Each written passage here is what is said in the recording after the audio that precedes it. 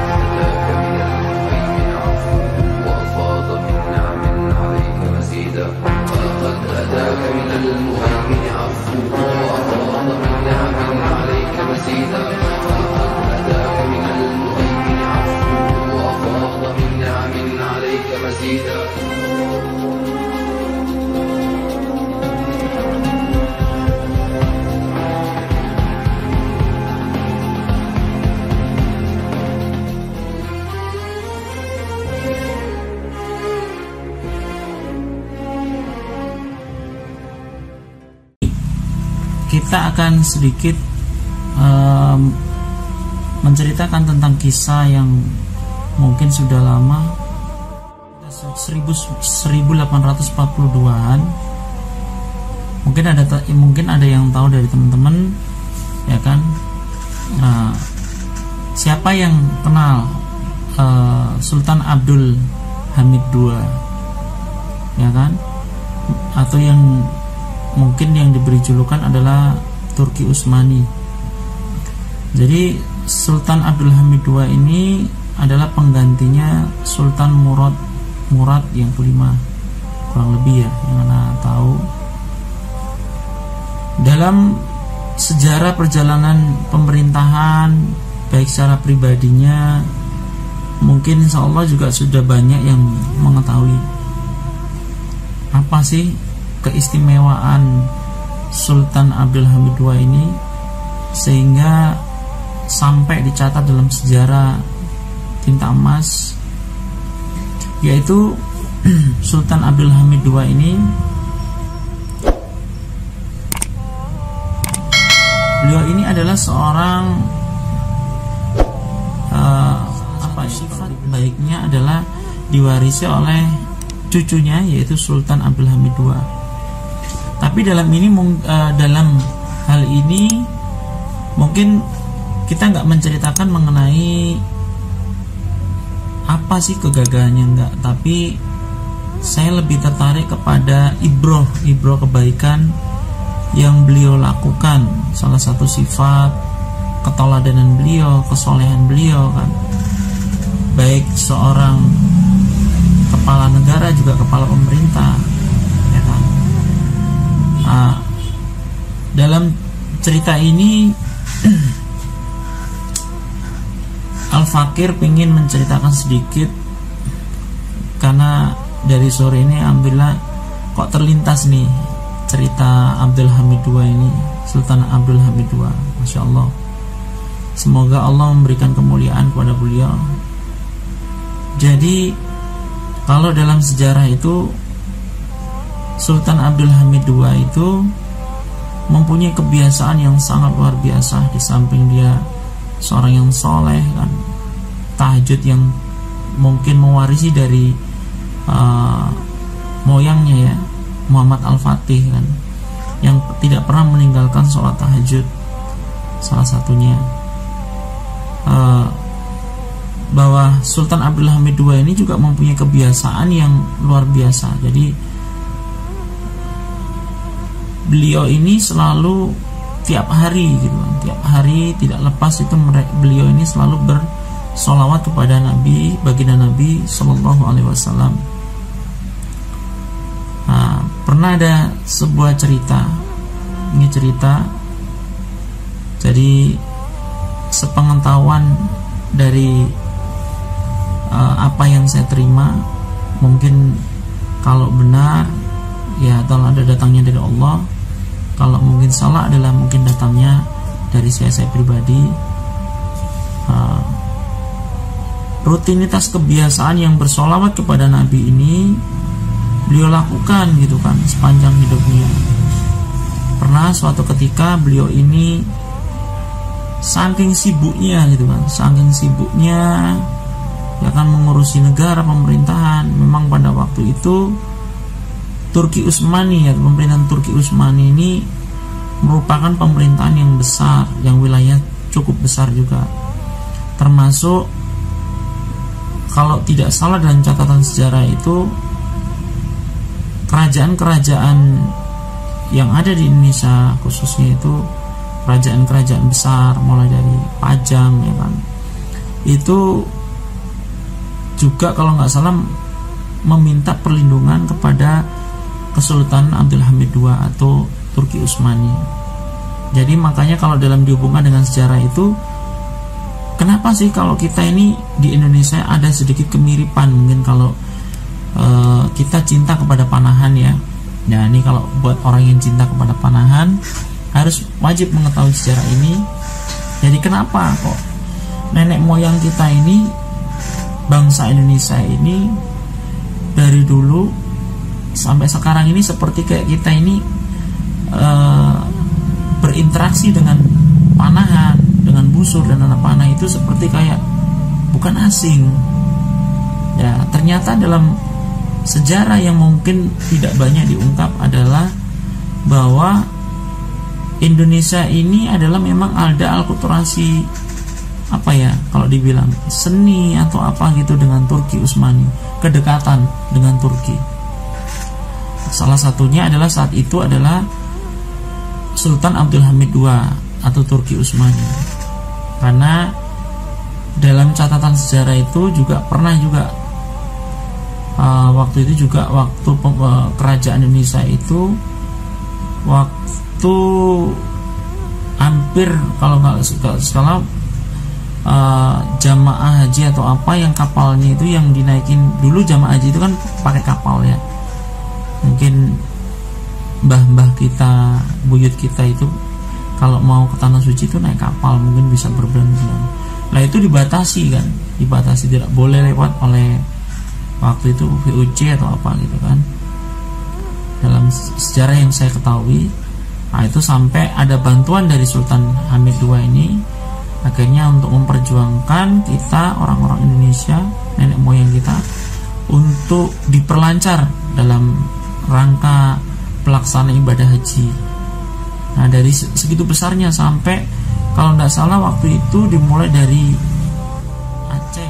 Nah tapi ini kita kembali lagi mengenai siapa sih sosok Abdul Hamid II ini gitu kan. Karena Masya Allah saya sendiri juga menceritakan ini sangat terkagum, juga bangga, juga ada rasa gitu kan, itibak mengenai kebaikan-kebaikan beliau ini untuk terus disampaikan dan moga-moga bisa dicontoh oleh generasi sekarang. Jadi kembali lagi tadi, kebiasaan beliau itu bersolawat kepada Nabi ya kan.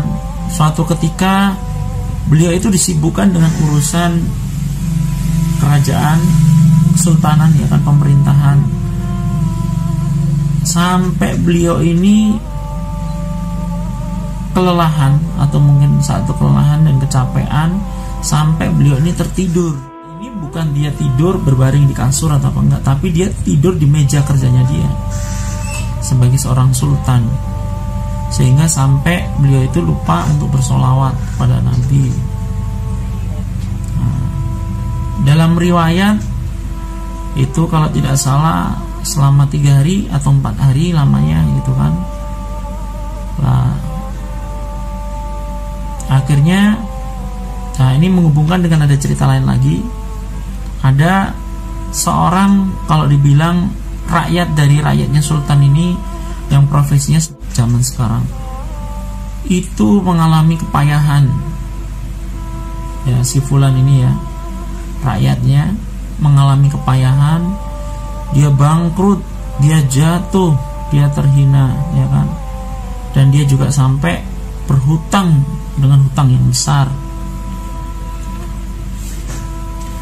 Karena si bangkir ini adalah orang yang soleh juga, orang yang taat kepada Allah, maka si bangkir ini hanya mengadu kepada Allah siang malam gitu kan. Dia bersolawat, berdoa, tahajud, ya kan, meminta pertolongan Allah, sampai suatu ketika didatangi oleh Rasulullah untuk diwasiati agar dia mendatangi si Sultan Abdul Hamid II ini.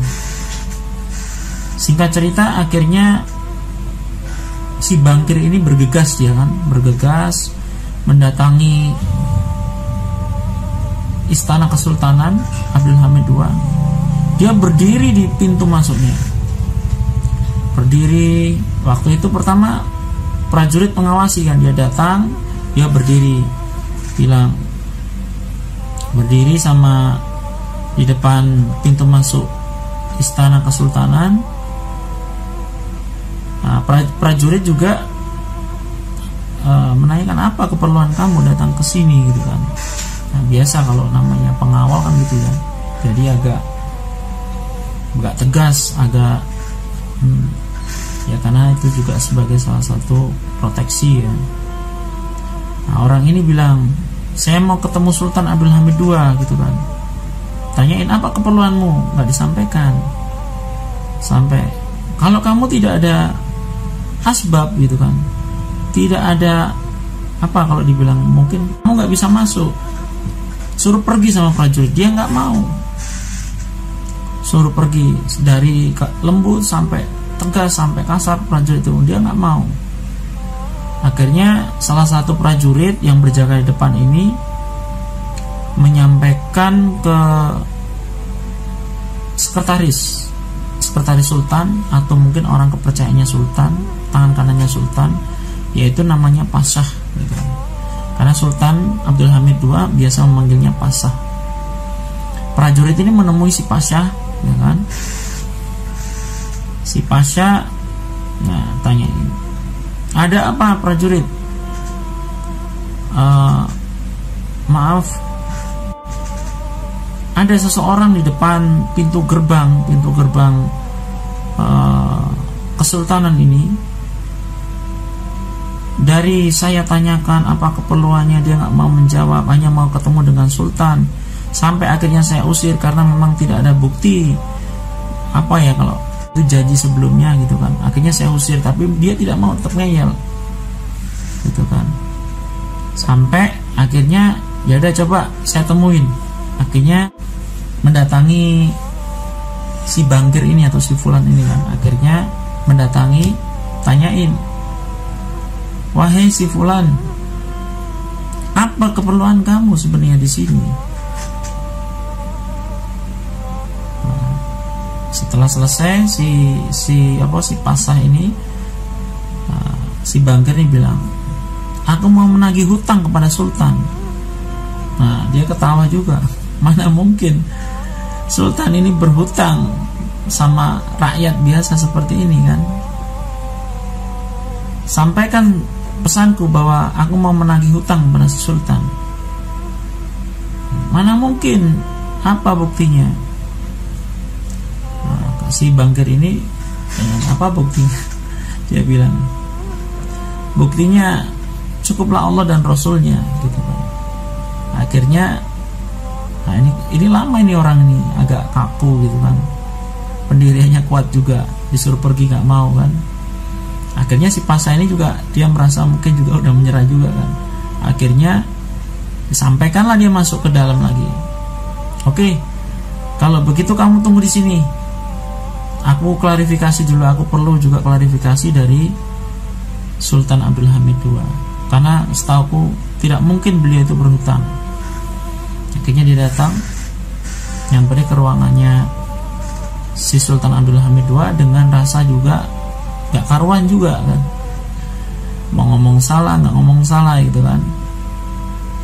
Tapi akhirnya dia mengetuk dan masuk. Tanya, wahai Sultan, ada seseorang gitu kan, seorang ini dia berikan ciri-cirinya, dan ini prajurit sudah mengusir, tak mau dia, masih dia di depan pintu masuk istana, dan saya juga sudah berbicara baik-baik, tapi katanya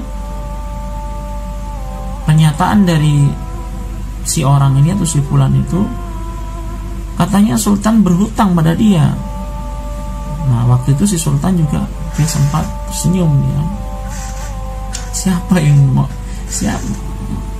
yang berhutang gitu kan? Masa saya yang berhutang? Oke, karena ada rasa penasaran, akhirnya si Sultan itu menyuruh si Pasha, coba suruh kemari itu orang. Akhirnya dipanggil lah si orang ini kan, si Bangkir tadi, si fulan tadi itu kan, masuk ke ruangnya si Sultan, tanyain, siapa engkau wahai si fulan, kata si Sultan kan. Nah, si fulan ini menjawab, saya adalah rakyat biasa, saya berprofesi sebagai bangkir, sebelumnya saya menjalani hidup seperti biasa, sampai suatu ketika Allah memberikan ujian kepada saya diberikan dalam kondisi yang bangkrut dan kepayahan, utang saya banyak dan saya tidak bisa membayar. Di saat saya mengalami kesusahan itu, saya berdoa siang malam kepada Allah, saya berdoa kepada Allah minta pertolongan, dan saya bersolat juga kepada Nabi. Akhirnya sampai suatu malam saya tertidur, dalam mimpi saya dihampiri oleh Rasulullah, oleh Nabi, bahwa Rasulullah berpesan untuk menyampaikan. Nah, begitu dengar mimpi, jadi dia menyampaikan bahwa bertemu dengan Rasulullah, si Sultan itu sudah mulai agak, posisi duduknya udah mulai dia ada rasa bergeser atau apa gitu kan, rasa dia tuh sudah ada sesuatu ini. Sampai akhirnya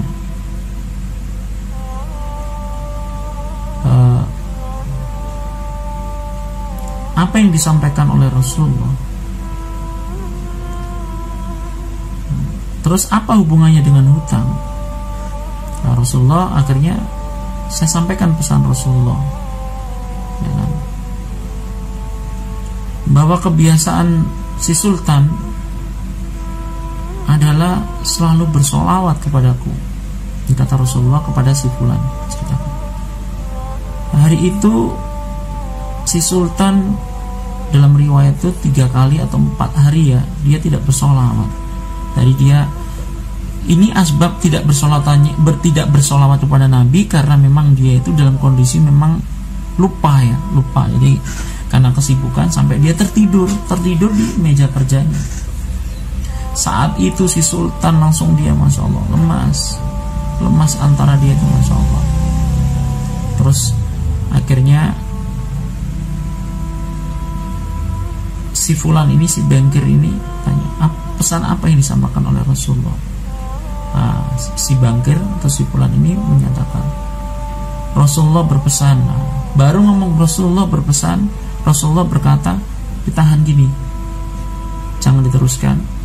Dia mengeluarkan lacinya itu, ada sekantong emas, dikeluarkan, dikasihkan kepada si bangkir ini. Setelah selesai dikasihkan, si Sultan bertanya lagi, apa yang disampaikan oleh Rasulullah? Baru si bangkir ngomong, Rasulullah menyampaikan pesannya, berkata, nah, mau berkata yang 2 kali, di stop lagi oleh si Sultan. Si Sultan mengeluarkan lagi sekantong emas lagi, diberikan kepada si bangkir ini.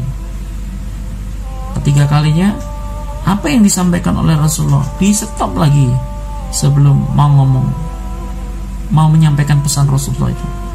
Pesan lagi. Sampai di hadapannya sekretariatnya masih Pasha tadi, sampai dia itu menangis gitu. Sampai akhirnya di sela-sela kejadian itu si Pasha dia masuk dalam pembicaraan itu, mengingatkan kepada si bangkir, apakah apakah engkau mau merampok gitu kan, mengambil semua harta sultan, ya kan? Akhirnya si Bangkir ngomong, aku perlu melunasi utang-utangku, aku perlu juga memulihkan hidupku gitu kan. Akhirnya sampai menangis gitu, meneteskan air mata sepasang ini, Masya Allah. Nah ini kita lanjutkan lagi ceritanya.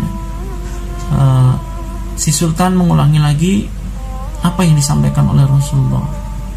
Nah, si Bangkir ini Rasulullah berkata, di stop lagi, kasihkan sampai yang di dalam lacinya, mejanya Sultan ini, sampai semuanya nggak ada yang tersisa satupun. Akhirnya untuk yang setelah sudah habis, ya kan, si Bangkir ini bilang stop, udah. Akhirnya disuruh pergi. Nah, dalam kejadian ini si Pasha juga sempat bingung kan, sekretariatnya tadi itu, sekretarisnya, ya kan, dalam kondisi ini, mengapa Sultan kau berikan semua hartamu gitu kan. Akhirnya si Sultan itu menceritakan, dalam waktu dari kemarin selama 3 hari atau 4 hari ini aku disibukkan dengan urusan dunia, aku disibukkan dengan urusan urusan pemerintahan, sampai aku lupa berselawat kepada Nabi. Dan saat itu aku tertidur di mejaku, di kursiku, di meja kerjaku, dan itu menyambung terus sampai 1 hari, 2 hari, 3 hari, 4 hari. Nah di situ si Sultan itu mulai meneteskan air mata, si Pasha juga mulai meneteskan air mata. Seandainya, kata si Sultan, Allah dan Rasulnya berkehendak untuk meminta kerajaanku, hartaku, keluargaku, pasti akan aku berikan semuanya. Dalam cerita ini adalah hikmah. Bagaimana hikmah seorang pemimpin, seorang sultan, seorang kepala negara yang dia benar-benar takut kepada Allah dan dia cinta kepada Rasulnya, sehingga dunia ini tidak dibawa di dalam hatinya, tapi dibawa dalam genggamannya. Apa yang diminta oleh Allah dan Rasulnya, dia berikan. Dan dia tidak sama sekali berkata, oh ini aku masih punya keluarga atau apa. Ibroh yang bisa kita pelajari adalah, di sini adalah seorang pemimpin itu harus mempunyai jiwa yang bijaksana. Seorang pemimpin itu harus mempunyai dasar kesolehan, ketakwaan. Mungkin kita berharap ya punya seorang pemimpin yang seperti itu, tapi mungkin teman-teman semua kan seorang pemimpin seperti Sultan Abdul Hamid II, maka kewajiban kita adalah menjadi rakyatnya, berakhlak seperti rakyatnya Sultan Abdul Hamid II. Jadi karena sebenarnya Allah itu menghadirkan seorang pemimpin yang adil itu tercermin dari rakyatnya. Tidak mungkin seorang pemimpin yang jujur, yang baik, rakyatnya tidak jujur. Tidak mungkin seorang pemimpin yang baik kalau tidak rakyatnya juga baik. Kita mengingat juga nasihat dari sahabat Rasulullah Ali bin Abi Thalib, bahwa Ali bin Abi Thalib juga pernah berpesan, wahai rakyatku, adillah kamu kepada dirimu. Waktu itu, waktu di masa pemerintahan beliau, kalian berharap seperti aku, kalian berharap kepadaku seperti aku, seperti Abu Bakar memerintah, seperti Umar, seperti Utsman. Tapi kalian sendiri tidak mencerminkan bagian dari rakyatnya Abu Bakar, Umar, dan Utsman. Masya Allah. Kesimpulan yang bisa kita ambil adalah bahwa kehidupan ini adalah kita nggak lepas dari petunjuk dan hidayah Allah, agar kita senantiasa lurus, agar senantiasa kita tidak salah jalan dan tidak tersesat.